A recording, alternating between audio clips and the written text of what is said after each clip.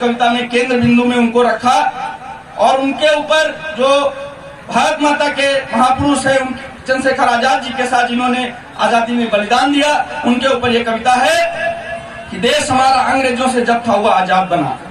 देश हमारा अंग्रेजों से जब्त हुआ आजाद बना। आजादी का नेहरू चाचा और गांधी हकदार बना।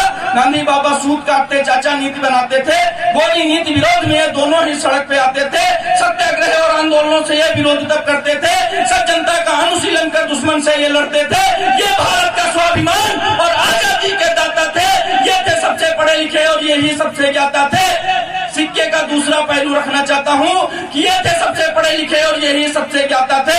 ये मैं ना कहता, मुझको तो यही सब बतलाया है। छोटा था तो शिक्षक ने भी यही पाठ पढ़ाया है। कहते थे आजादी इन दोनों ने ही दिलवाई है। नेहरू चाचा ने ही तो भारत की लाज बचाई है। लेकिन मैं न मानू न इनको इसका अधिकार लिखूं। आजादी का नाम आए तो चंद्रशेखर आजाद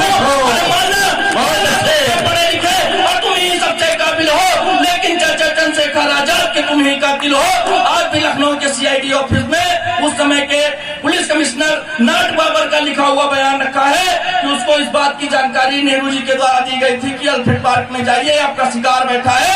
ये मैं ना करता, मुझको तो यही सब बतलाया है। छोटा था तो शिक्षक ने भी यही पाठ पढ़ाया है। कहते थे आजादी इन दोनों ने ही दिलवाई है। नेहरू चाचा ने ही तो भारत की लाज बचाई है। लेकिन मैं न मानू ना इनको इसका अधिकार लिखूं। आजादी का नाम आए तो चंद्रशेखर आजाद लिखूं। अरे माना तुम थे पढ़े लिखे और तुम ही सबसे काबिल हो। लेकिन चाचा चंद्रशेखर आजाद के तुम ही कातिल हो। देश बांटने में भी तो तुम ही थे अगुवाकार बने। जिन्ना के भ्राता बनकर के देश के ठेकेदार बने। कश्मीर सब अपना होता या तुम उनसे झुकते ना। वीर जवानों यही को ये सैनिक से तुम कहते ना।